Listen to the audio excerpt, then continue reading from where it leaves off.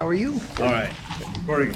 Call to order the meeting of the Governance Committee of the Dormitory Authority of the State of New York. I almost got the wrong hat on here of the authority. So here it's 5 o'clock. We start the meeting with the review of the minutes of the previous meeting. They were distributed. So I hear a motion to accept the minutes. I have a correction. You have a correction. I was not at the meeting. It says it was present, but There'll be a correction. We'll take care of that. last minute. Then probably, since you were at the Family meeting, you trip. shouldn't. I would make the motion. That's correct. I can't do that. You're a second? Can I second? Yeah, you're, Even as an observer? yeah. I second. I got it. I don't know if I can do that. Did I think you disqualified. appoint myself to this Yes, you committee did. for the For that purposes one. of that meeting? Yeah, I do. take care of it. So all those in favor, aye. Aye. Gary. Next. Constituted resolution. We have a lot of issues. We have, I'm having trouble with my iPad. Maybe it's like that's what I'm stumbling around. I apologize. Here's what you need. No, it's not glasses. It keeps cutting out. So, If you lose it, you can just follow the agenda Yeah. with me. you got it? Okay. Yeah, right there. All right. We have a whole series of things that we have to review today that is to meet the standard, for our reporting standards to the ABO. And those are listed in the agenda. Those cover the first agenda's items 2 through 5. So with that, I'm going to turn it over to the staff to let us give us the outline of that. Thank you, Mr. Chairman. The general corporate obligations that we need to review today can be broken into two general groups. The first group is corporate governance items, and the second group is operational policies and procedures, which we use for the corporation's affairs throughout the year.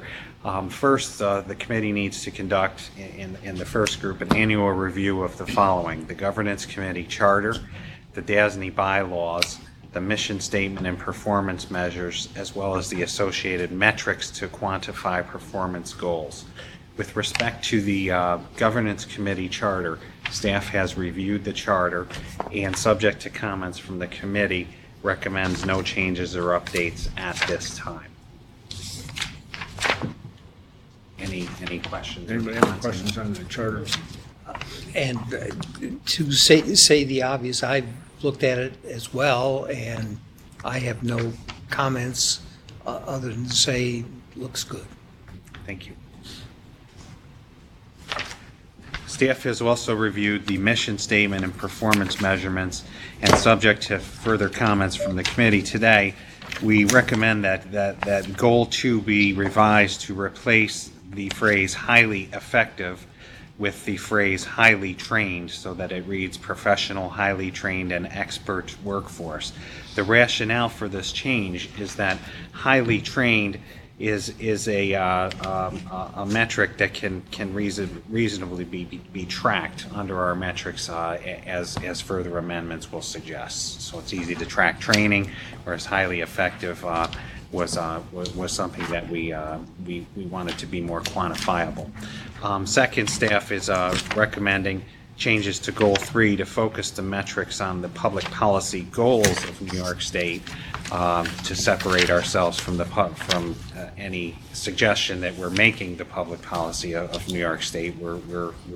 We seek to enforce and further the public policy goals of New York State. So turning to those two changes are what's in the packet for the update. When we went through the related changes to the metrics and the metrics to quantify performance goals, things get a little bit more specific, and we can show you what we mean by those two initial changes. Under Goal 2, in the red line version in your packet, staff is recommending changes to correspond to the educational achievements, the professional and other licenses, and the hours of training that will be tracked and reported by DASNY on an annual basis, to provide flexibility and allow for a more complete reporting. Staff recommends that these types of licenses tracked be expanded to an including without limitation standard. Before, we felt we were restricting it to a certain class of licenses, and we want to count whatever professional licenses we can get from the group. Training, as the last item, will include hours spent in developing skill sets of both board members and employees, with subcategories for professional development training, as well as the state mandated training requirements we're familiar with. Last, the metrics will be maintained for the number of hours board members and staff dedicates each year to ethics training. Turning to metric goal 3 in the red line version, we're suggesting clarifying language to recognize the formal transition to Governor Cuomo's 30% MWBE contractual participation goal.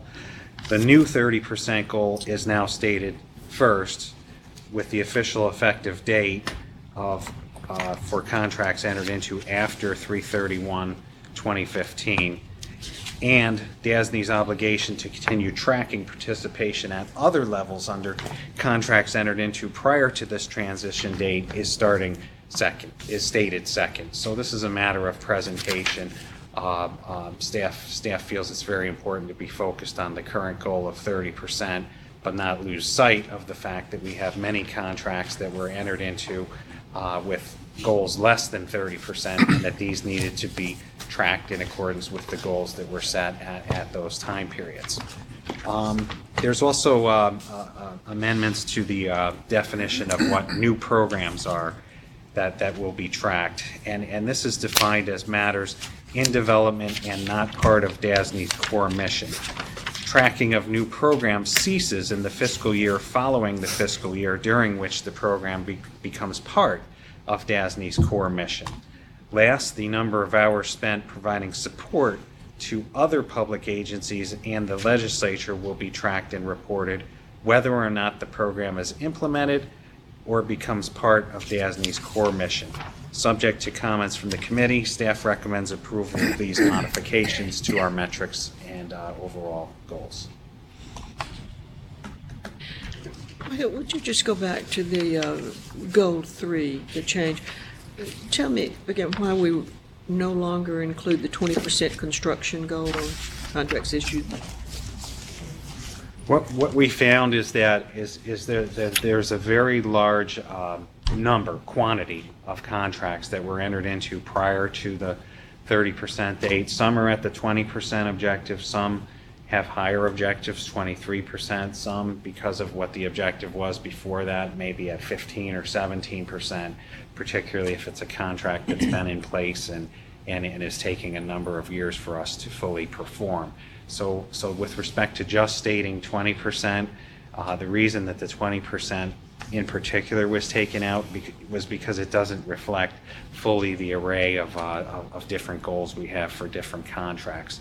As you see from Steve Curl's reports each month, it's not uncommon for a construction project to be going on for 6-7 years, sometimes 3-4 years, and depending on what the goals were at that time that were approved, they could be more or less than 20%. But in making that change, and that makes sense what you're saying, but in making that change, haven't we taken away any specific goal for those contracts? I mean, now we're just saying that we'll track them, whatever they are. The goals. Once the contract is executory, the goals are established, so they exist, and it would be impossible to list them all off in this. But I see why you're asking the question. It's just that we found out after talking to Michael Clay, Steve Curl, some of the other folks, that there's contracts with different levels of participation. One good example is when Governor Cuomo had the goal at 20% previously, we were setting goals for some contracts in the 23% range, or in some cases higher. So they didn't want to be locked into the 20% when we were trying to exceed it as an organization. Would that be clearer if we said we would continue tracking them as to how they meet the goals that were previously established, or, I mean, that may not be the right language. And if you tell me we don't need that, you think that's covered, then I'll agree with you. But I think I understand that's what you're saying, is that our tracking is not just to see what it is, but to try to meet whatever goal was attached to that. We tried to say the applicable construction goal on contracts issued through 3/31/2015, and that was our attempt to do that. But if you would like it the other way, I mean, I'm not adverse to it.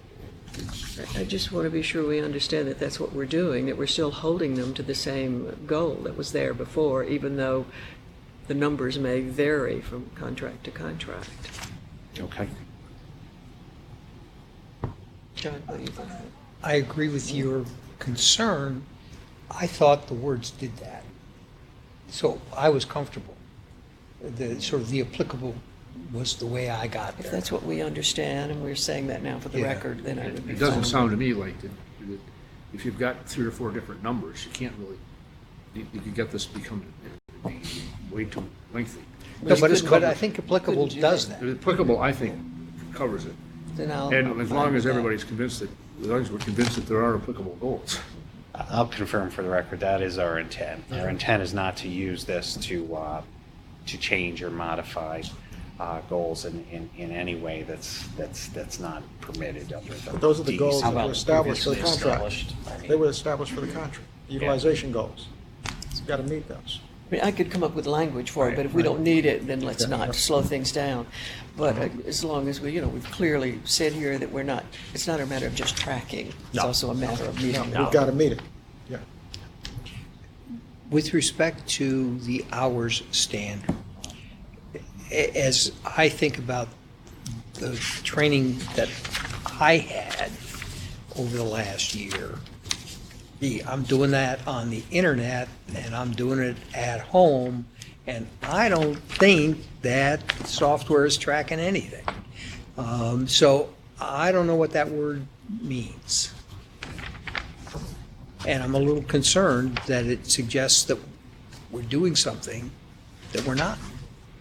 Are we using an average of what it takes to? Using a standard is established for the training, a 30-minute training, an Yeah. hour training. That's what the email says. This should take you. Right. Whatever. No, So exactly. Some are But- faster, but- some but- are slower.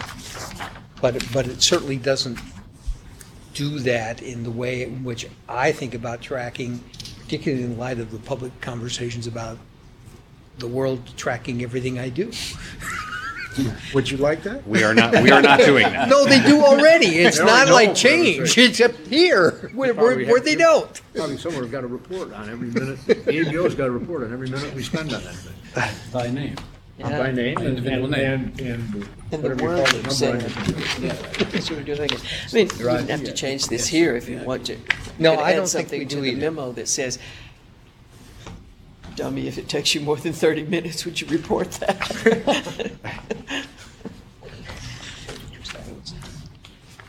We could ask for some self-reporting on that. Well, More specific. I just don't know what the right word is, and it just, that's all. I don't know that there's anything to change. The guidance in the instructions to the training does give a suggested time frame, and if that's what you were referring to, then I'm okay. That's what's reported, is the guidance amount. I have one more tiny thing. It's Go the ahead. size of a hyphen. It is a hyphen. If highly effective is hyphenated, wouldn't highly trained be? Oh, I love No, this I'm question. sorry. You're right. I think you're right. We will make that change. Thank you.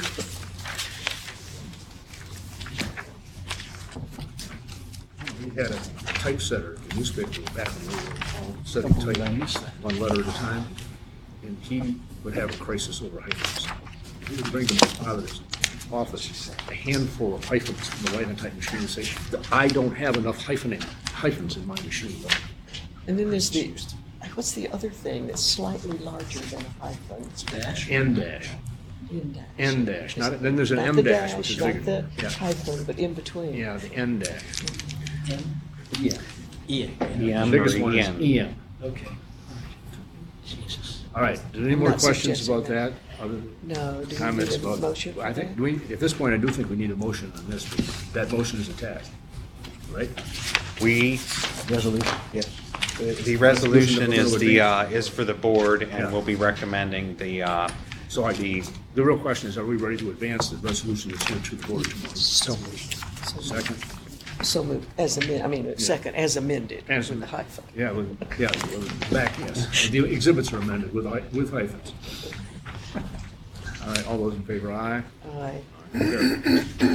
All right, bylaws resolution. thank you, Mr. Chairman. The last item in the corporate bucket before we move into the policies and procedures bucket is the DASNY bylaw. Staff has reviewed the DASNY bylaws and is recommending 2 changes for the committee's consideration. First, staff is recommending the deletion of responsibility for the information services function from the chief financial officer duties in section 6.4 of the bylaws to correspond to the realignment of those duties within DASNY. As background, the placement of this function under the CFO is a remnant of prior administrations, and this matter had been deferred pending the retirement of our acting CFO, Button, and the hiring of our new CFO, Kimberly Nadeau.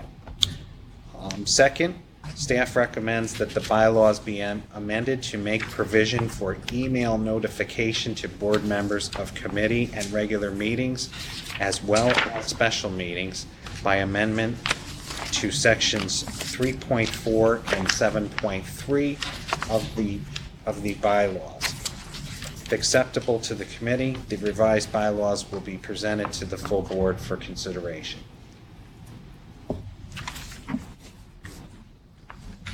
Do you have any questions? And you really do mean just email, not texting, not any other, We mean your email address of record. no, not electronic notification, would not. Only problem is, at least in my case, I lose a lot of email like that because it looks like spam. So, and it's not consistent. Okay. So it's, and I'm not saying I've lost any from DASNY, but I've lost some from the Development Authority, the Syracuse Regional Airport Authority, and some other places, because many of the attachments have things embedded in the attachments that Get caught in the just get filter. caught, out, that right. that an aggressive spam filter will kick out. Do you check your spam folder? Okay. They reject 1 million a week. So the answer to that is no. 1 million a week? 1 million a week. That's what we rejected our newspaper right now.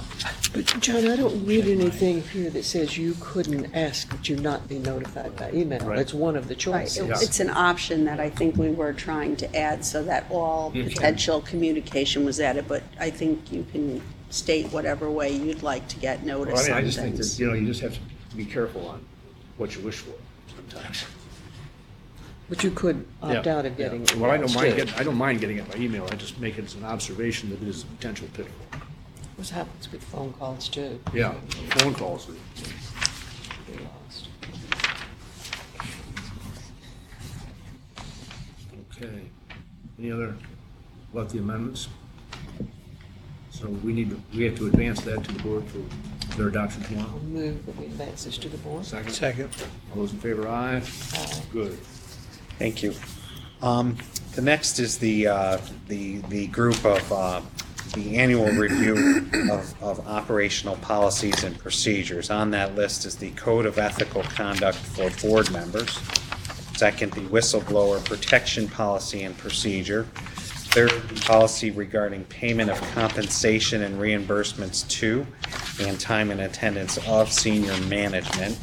And fourth and last, the guidelines pertaining to disposition of certain property owned by DASNY.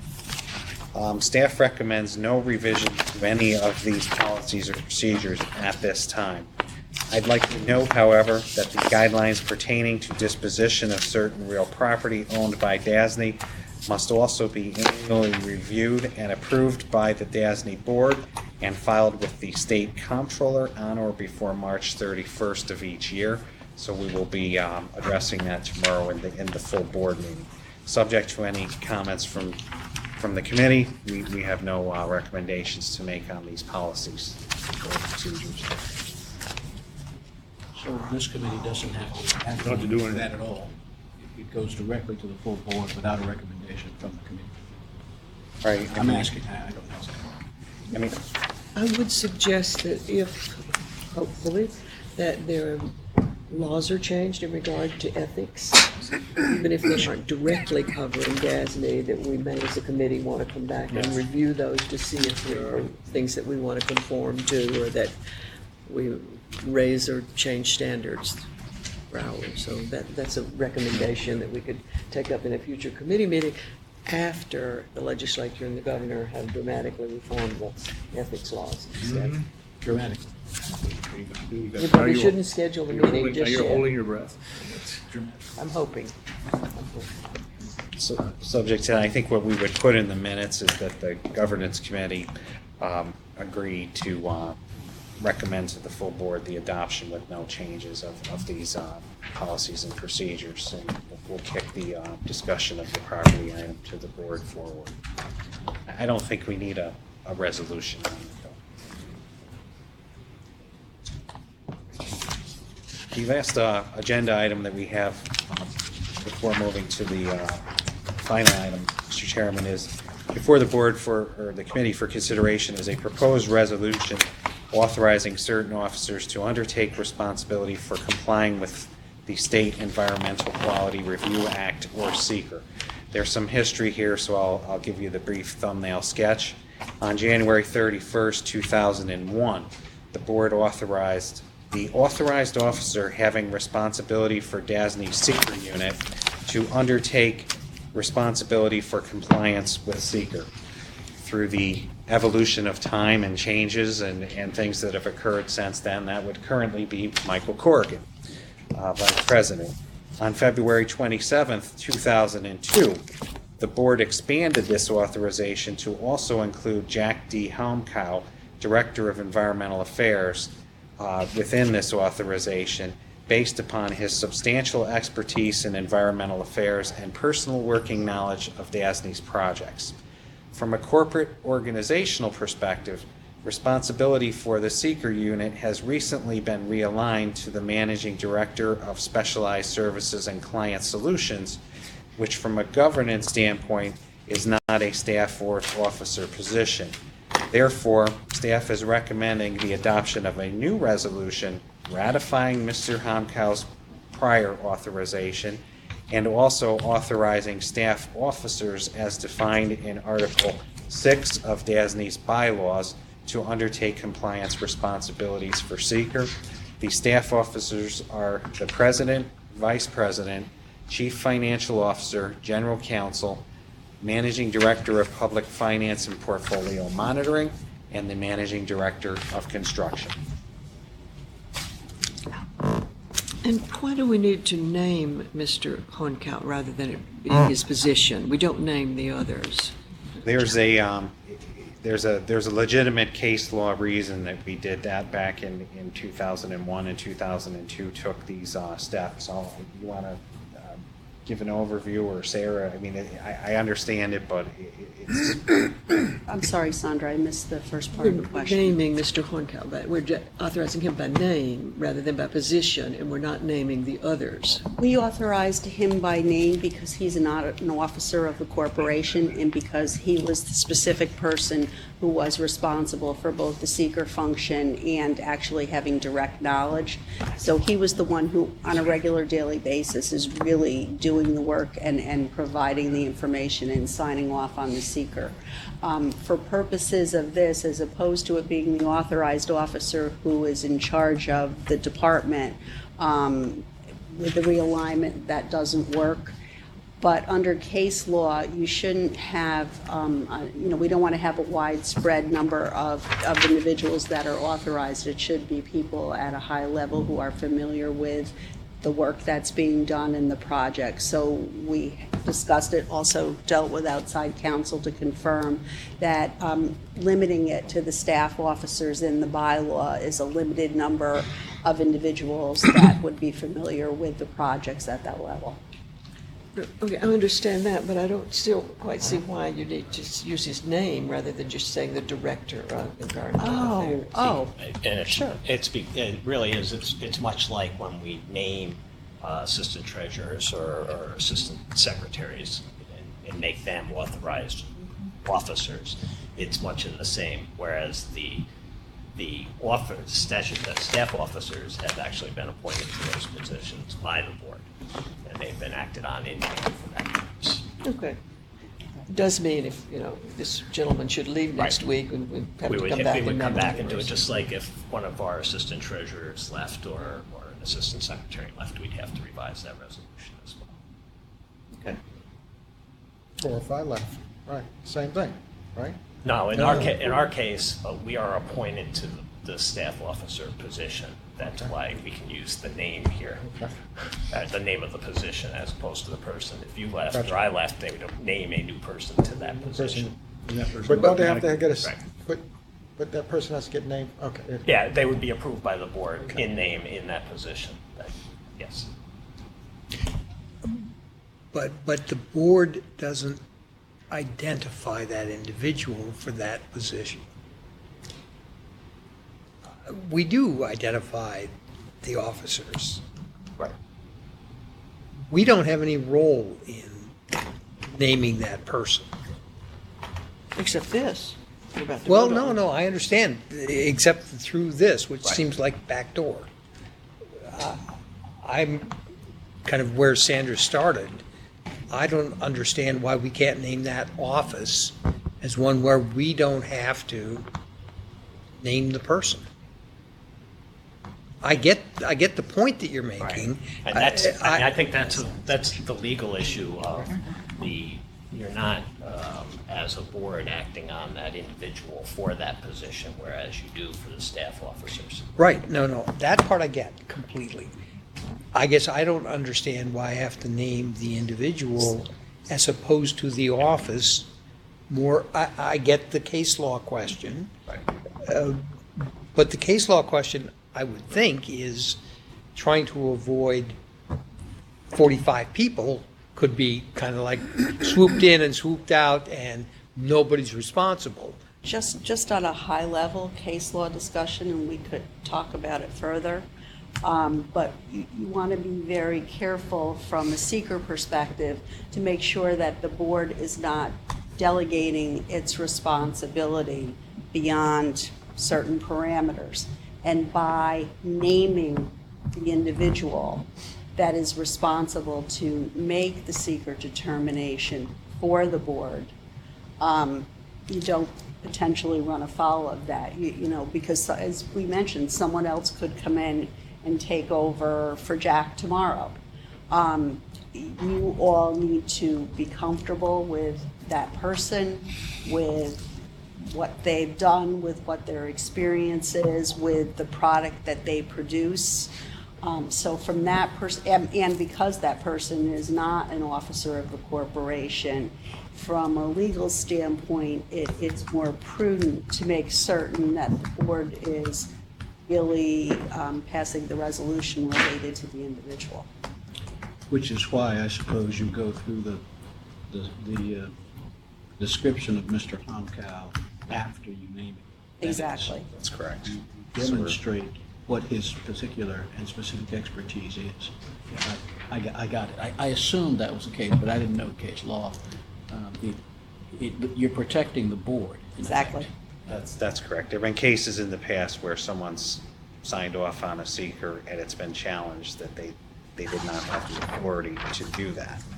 And if Even though someone, that person may have had the title that would, it's apparent authority is what it is. It's you're getting into the outer reaches of apparent authority. Right. That's correct. all right. Except if you vote for that title and they hold the title, it's more than apparent.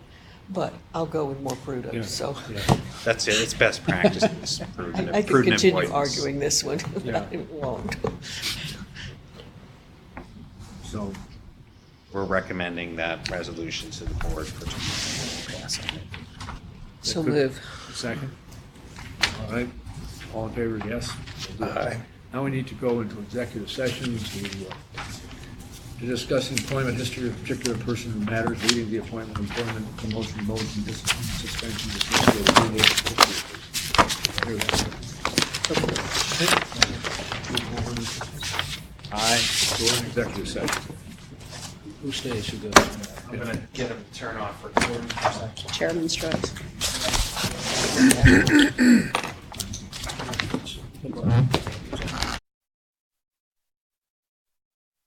That was a very good Yeah, meeting. well, she's We're already, gone. she reflected all that stuff in the minutes. I moved Okay. it with adjourn. We moved it, What- adjourned. We took adjourning? no action. Robin We took no seconded? action. Thank you. Unanimous vote. Unanimous Amen. vote. We're out of here at, Debbie's got it all. 6:32. like 6:38. Might want to go turn that off, 'cause it's now a part of the public record. All right, we're off. Go ahead. Whew, boy, okay. That was a long one today. I'll change.